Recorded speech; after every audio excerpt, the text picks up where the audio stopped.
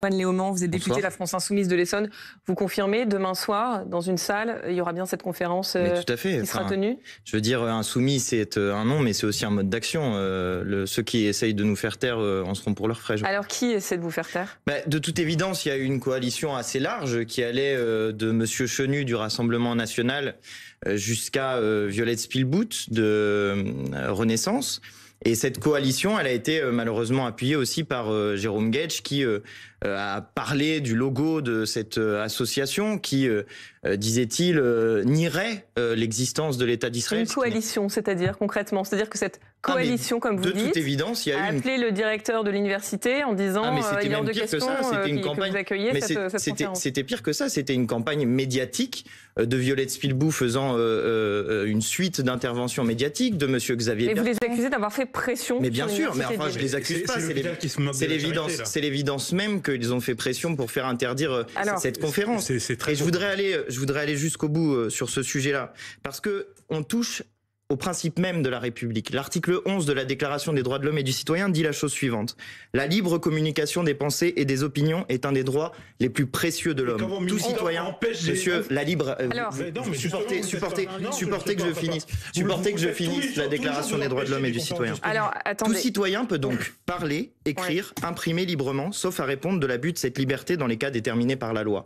Ça, c'est la Déclaration des droits de l'homme et du citoyen. Ça fait partie de nos droits constitutionnels et particulièrement dans l'université. Antoine Léaumont, on va revenir, pardonnez-moi messieurs, on va revenir sur le fond, mais avant vous avez porté des accusations sur Jérôme Guedj notamment, qui est en direct avec nous. Bonjour Jérôme Guedj, vous êtes député PS de l'Essonne. Alors répondez à Antoine Léaumont, est-ce que vous avez fait pression pour l'interdiction de cette conférence? Est-ce qu'il y a eu une coalition avec le RN, avec Renaissance, pour que cette conférence n'ait pas lieu? J'ai pas dit que Jérôme Guedj était dans la coalition, j'ai dit qu'il avait parlé du logo de cette association en la pointant du doigt.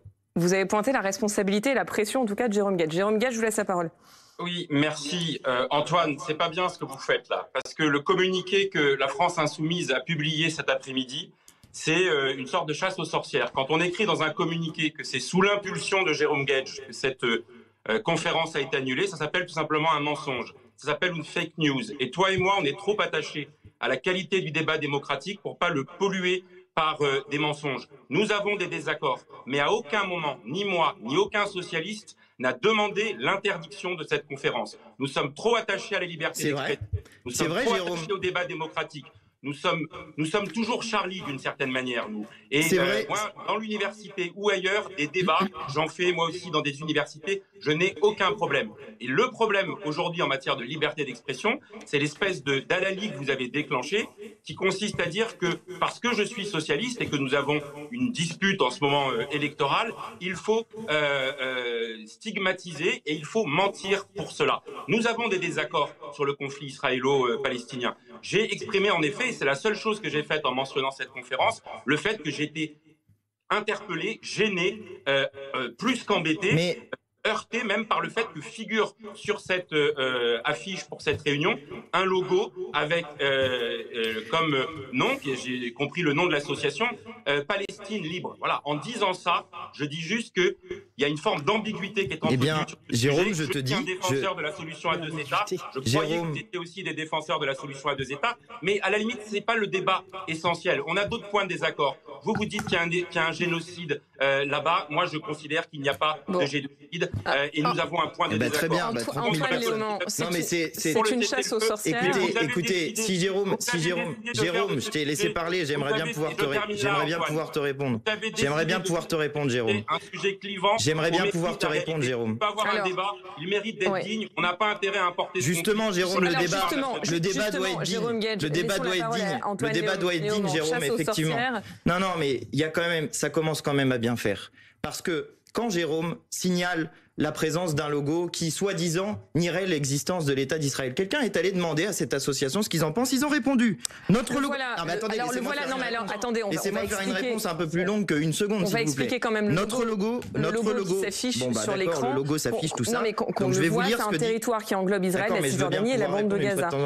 Oui, et ben vous savez quoi? L'UEJF, l'Union des étudiants juifs de France, sur son site internet, elle a exactement la même carte tout en bleu. Est-ce que je dis que l'UEJF nie l'existence de l'État de Palestine? Non. La réponse est non, je ne dis pas ça. Et Jérôme, si tu avais demandé à l'association, plutôt que de dire n'importe quoi chez Bourdin, voici ce qu'elle dit. Notre logo, objet de la polémique absurde du jour, ne nie en aucun cas l'existence d'Israël. Nous avons simplement mobilisé une carte qui représente une région du monde traversée par un processus de colonisation indéniable et dont la définition des frontières est un enjeu de lutte non stabilisé. Vrai ou faux? Y a-t-il oui ou non un processus de colonisation de la Palestine par Israël? Vrai. J'aimerais que Jérôme, tu me dises si tu es d'accord ou pas avec ça sur cette question. Ensuite, pourquoi est-ce que tu dis que ce logo pose un problème, mais pas celui qui est utilisé par l'UEJF sur son site à côté de la question du sionisme? Voilà, une deuxième question. Et puis enfin, troisièmement, moi, je suis un peu en colère contre toi, Jérôme, parce que il y a quelque temps, dans ma circonscription, il y avait un hommage à Ilan Halimi. Hommage auquel j'étais présent. Et comme député de la circonscription de la République française, je suis allé déposer une gerbe en hommage à Ilan Halimi. Et ce jour-là, le président des étudiants juifs, de l'Union des étudiants juifs de France, m'a tourné le dos. Ce jour-là, ce n'est pas à Antoine Léaumont, député de la France Insoumise, qu'il tournait dos. C'était au député de la République, Antoine Léaumont, député de la circonscription. De la République. On ne tourne pas le dos au député qui vient rendre hommage à la personne qui, elle, a été assassinée en raison d'un crime antisémite. Voilà, Jérôme, pourquoi je suis très en colère, parce que ça commence à faire beaucoup, et y compris en Essonne, ça commence à faire beaucoup, Jérôme. Antoine, tu me rends responsable du choix souverain qu'a fait... Tu n'as rien dit, tu n'as rien dit, tu lui as rien dit. Tu lui as rien dit, t'es allé te mettre à côté de lui, Jérôme. Parce qu'à ce moment-là, chacun... Oui. Alors, je retiens, Jérôme. Quand il y a quelqu'un qui fait ça, si t'es une personne de gauche, Jérôme, tu dois t'opposer. Parce que la République française, ça n'est pas une petite chose avec laquelle on rigole. Antoine Léaumont, on est sur un plateau, il y a des téléspectateurs qui nous regardent. Je vois bien qu'il y a des contentieux. Comme Jérôme veut régler ses comptes, on les règle. Non, je vois bien qu'il y a des contentieux et l'idée, c'est pas de régler les comptes en direct parce que c'est incompréhensible pour tout le monde. Qu'est-ce qui s'est passé à l'instant? Qu'est-ce qui s'est passé à l'instant? Non, alors justement, l'idée, c'est ce que je vous dis, c'est pas de régler des comptes personnels en direct. Qu'est-ce qu'il fait? Il est en train de régler ses comptes sur la base du communiqué de la France Insoumise. Quand on lit le communiqué, il est écrit noir sur blanc. Depuis plusieurs jours, des responsables politiques macronistes de la droite et d'extrême droite ont tout fait pour empêcher cette conférence sous l'impulsion du député PS Jérôme Guedj. C'est pour ça qu'on l'a invité ce soir, parce qu'il était cité nommément. Donc on a voulu avoir sa position. Est-ce qu'il avait fait pression? Lui, vous dit qu'il n'a pas fait pression. Quel est l'effet d'aller cibler une petite association de l'université de Lille qui est reconnue par la préfecture, reconnue par l'université, qui invite Jean-Luc Mélenchon et Rima Hassan pour faire une conférence sur ce sujet? Quel est l'objet, sinon, d'essayer de faire interdire la conférence, d'aller la pointer du doigt? S'il vous plaît, vous faites semblant vous avez chez les Insoumis une technique qui consiste à monopoliser la parole dans toutes les émissions auxquelles vous participez, et c'est un peu saoulant. Je vous laisse parler, monsieur. Vous feignez de ne pas voir, d'ailleurs c'est contradictoire ce que vous dites sur l'UEJF, puisque vous feignez de ne pas voir l'ambiguïté qu'il y a effectivement dans le logo de cette association et qui donc jette quand même le trouble sur cette association. Parce qu'il y a écrit sur ce logo, il y a écrit Free Palestine. Et alors? Avec la Palestine n'est pas colonisée. Une image. Répondez à ça. La Palestine est colonisée, oui ou non? Une image. S'il vous plaît. La France a colonisé l'Algérie. Israël, ils sont chez eux. S'il vous plaît. Si on ne peut pas avoir un débat. Je dénonce autant la colonisation de l'Algérie que la colonisation. Alors, attendez, on n'entend rien. On s'entend pas. Donc, si vous voulez être audible, chacun votre tour. Je trouve que ce logo, il est ambigu parce qu'il y a écrit Free Palestine sur une carte qui englobe Israël, dans laquelle Israël n'est pas mentionné, et tout ce que peut comprendre n'importe qui en regardant ce logo, c'est quoi? C'est que il s'agit de libérer la Palestine de la présence d'Israël sur ce territoire. Je trouve que c'est ce qu'on comprend. Et d'ailleurs, vous ne feriez pas le parallèle avec le logo de l'UEJF si vous ne trouviez pas que le logo de l'UEJF, qui est un peu le miroir de ce logo-là, n'était pas ambigu. Alors, donc c'est bien qu'il y a une ambiguïté. Et quand vous dites... vous êtes en train de dire que le logo de l'UEJF est ambigu. C'est ça que vous dites? Mais peut-être qu'il l'est. Alors, c'est votre liberté. Mais moi, j'écoute ce qu'ils disent. Ce que je vous propose, quand ils disent que pardonnez-moi,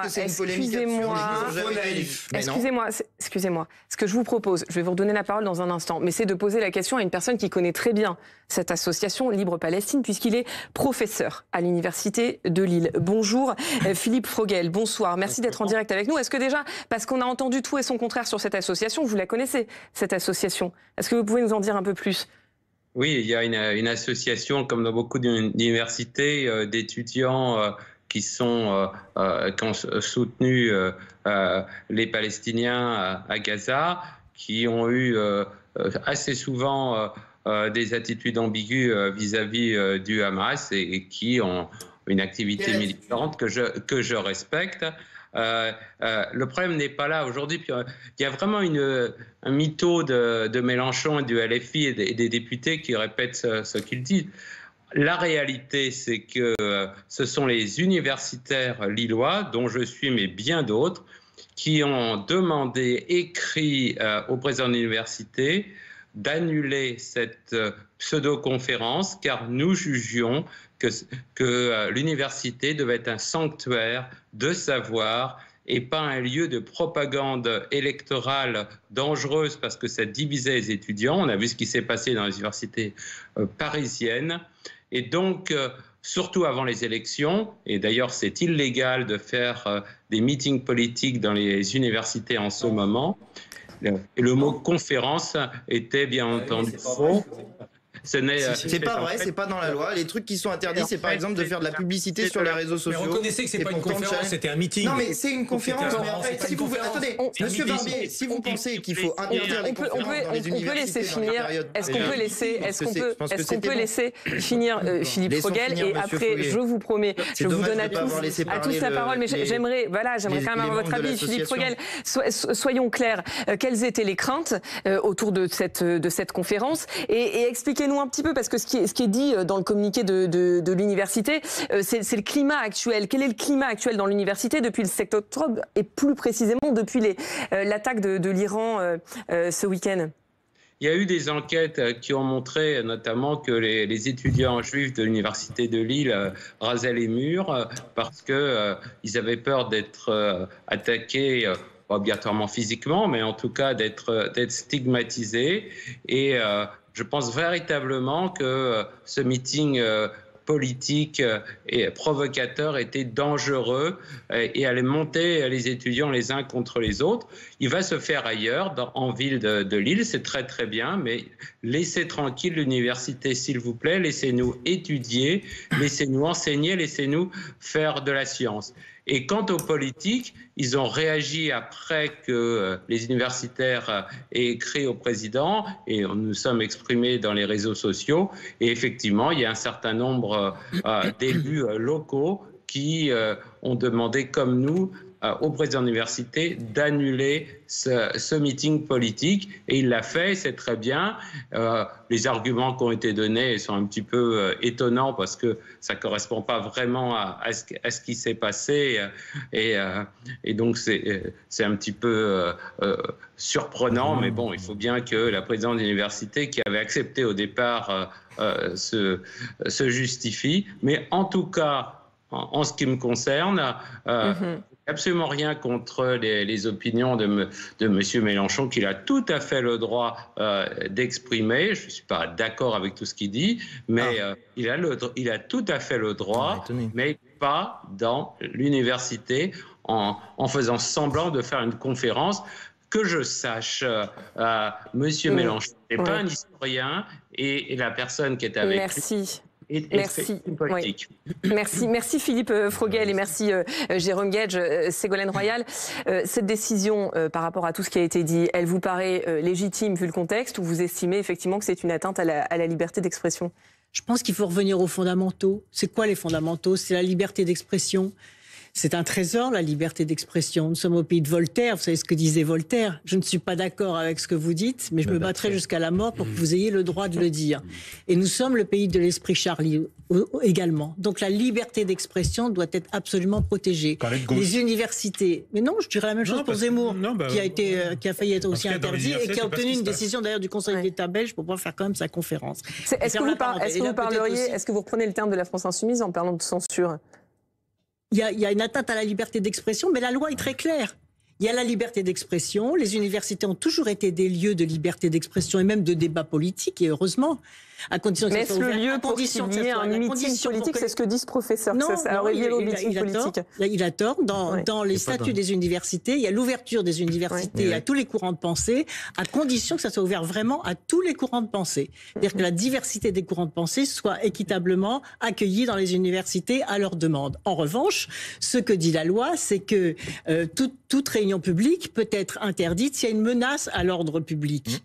Donc s'il y a des éléments qui ont montré, et ça n'a rien à voir avec un logo, tous les débats sur le logo n'ont rien à voir, la loi n'interdit pas une réunion parce qu'à cause d'un logo. Ça, c'est la liberté d'expression qui est atteinte à ce moment-là. En revanche, s'il y a une menace à l'ordre public, c'est-à-dire si en effet ça devait provoquer des bagarres, en fait, il a fait référence notamment là, il était légitime à l'université de demander à ce que la conférence ait lieu ailleurs. Donc la loi est très claire. Il a fait référence notamment à ce qui s'est passé à Sciences Po il y a quelques semaines, où il y avait eu un rassemblement, un amphi qui avait été rebaptisé Gaza, et selon l'Union des étudiants juifs de France, une étudiante qui avait été empêchée d'entrer, et c'est un peu la crainte qui a été exprimée. De ne pas tenir la règle. Alors, mais je veux bien qu'on répète sur des plateaux. Non, j'ai expliqué la référence à laquelle il faisait allusion. Oui, mais moi je vous dis que c'est faux. Mais je dirais la même chose, pas du tout avec un parti pris, puisque je pense que la même chose pour Éric Zemmour, dont la réunion de l'ultra-droite a été. C'est pas ce qui se passe dans les universités. Et dans les universités, il y a deux choses.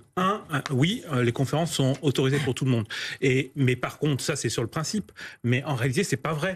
Et aujourd'hui, voir la France insoumise jouer les défenseurs de la liberté d'expression, alors que quotidiennement dans les universités, ils empêchent toute conférence. Si, à Grenoble, par exemple, vos militants ont agressé, ont gazé des étudiants qui organisaient une conférence sur le métier d'avocat. C'était il y a 15 jours.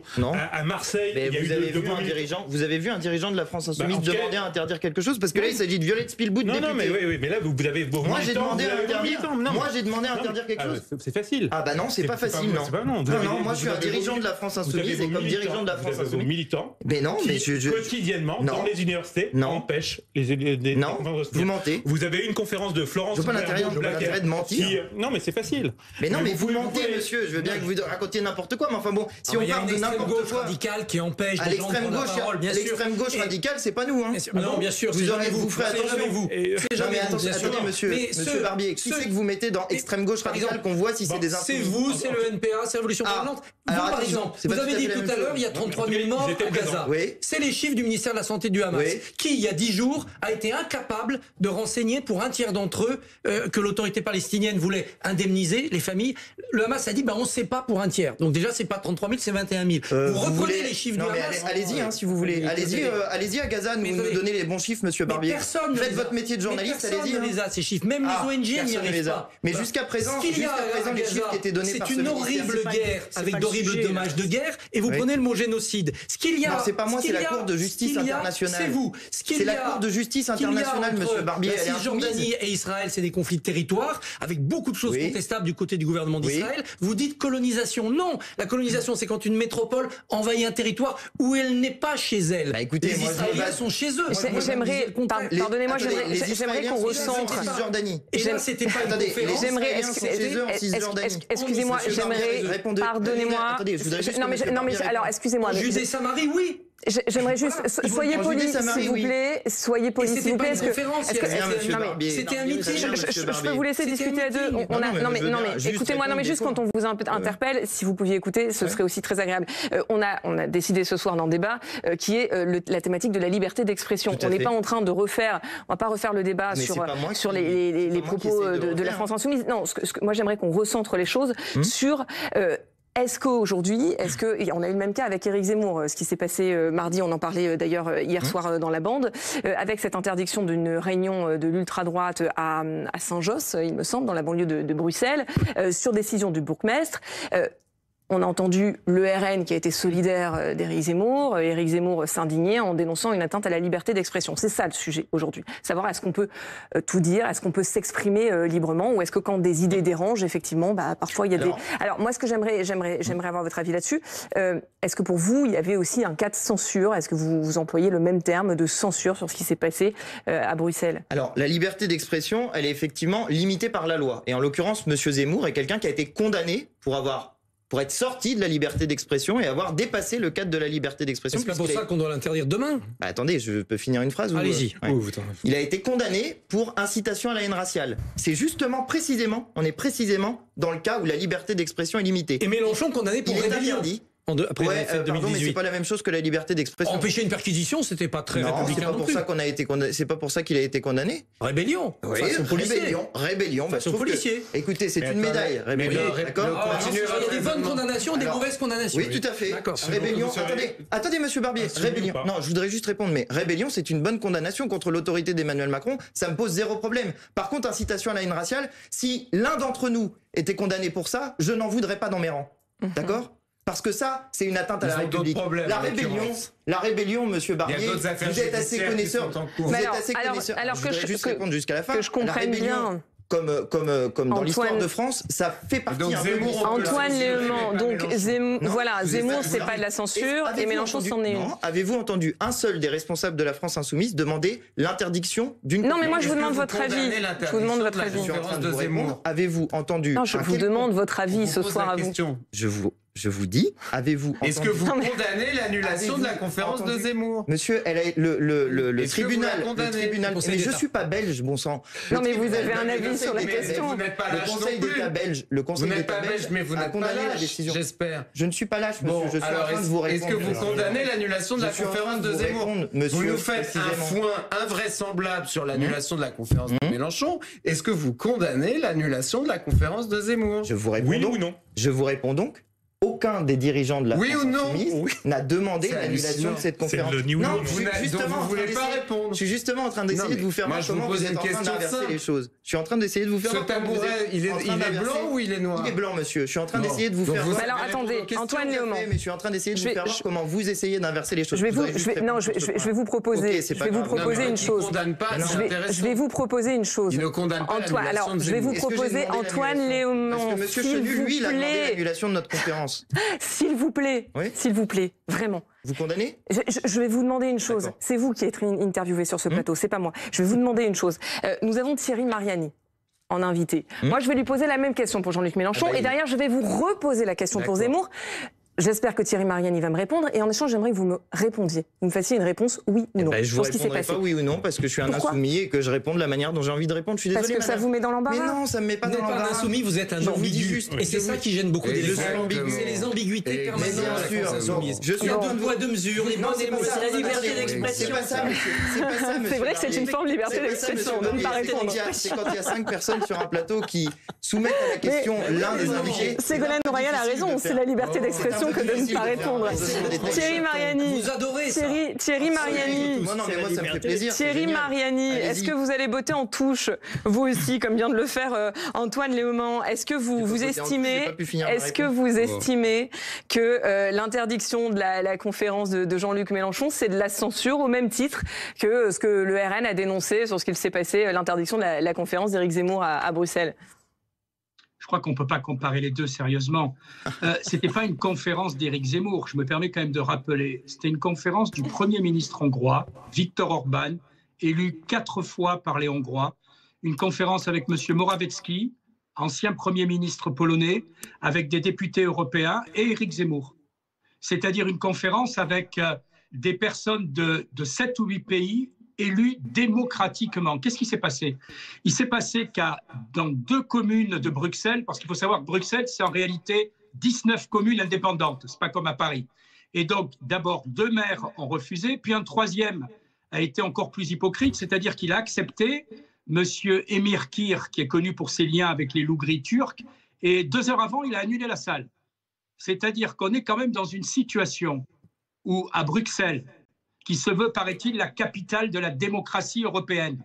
Des partis qui sont des partis d'opposition. Je vous ai entendu, madame, dire des partis d'ultra-droite. Je ne sais pas, c'est vous qui mettez cette épithète. Mais pour moi, c'est des partis de gens élus. Monsieur Orban... Des partis de droite nationaliste. Ben oui, mais pour moi, ce n'est pas un gros mot, je vais vous dire.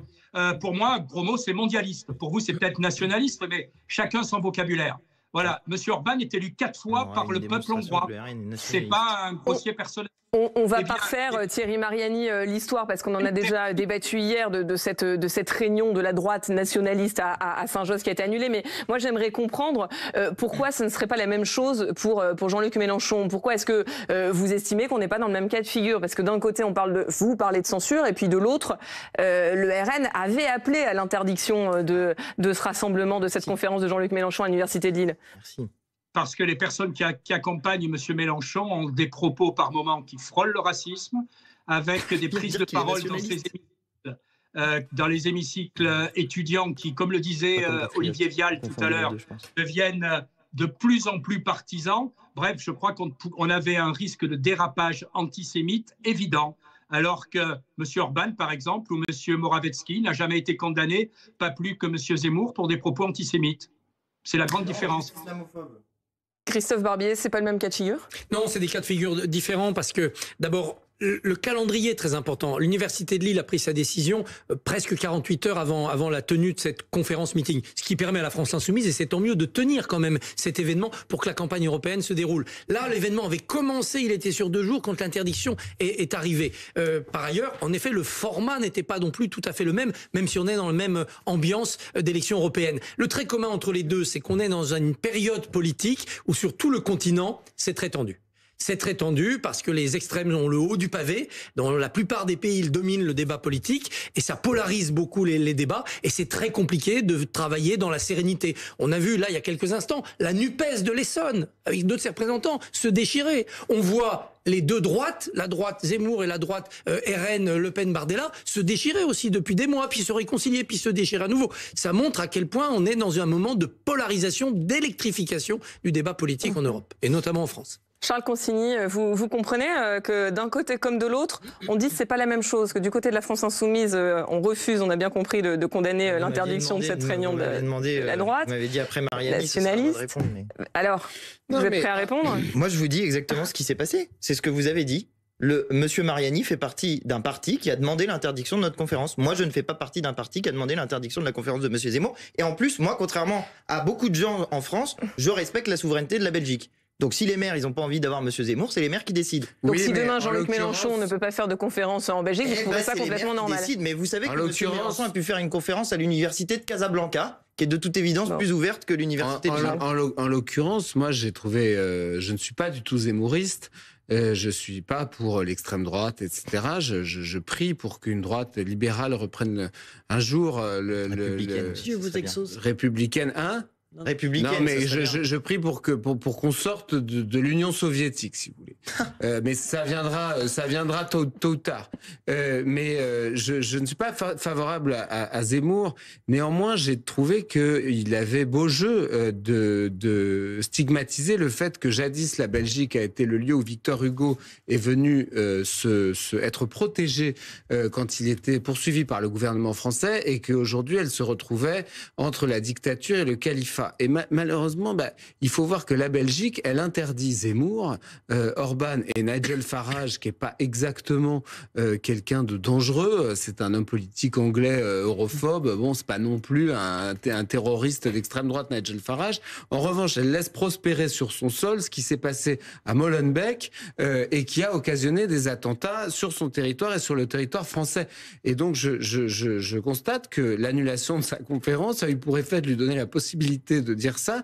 Et je dois dire que sur ce sujet-là précisément, je lui donne moi plutôt raison. Je pense qu'elle se trompe complètement d'ennemi.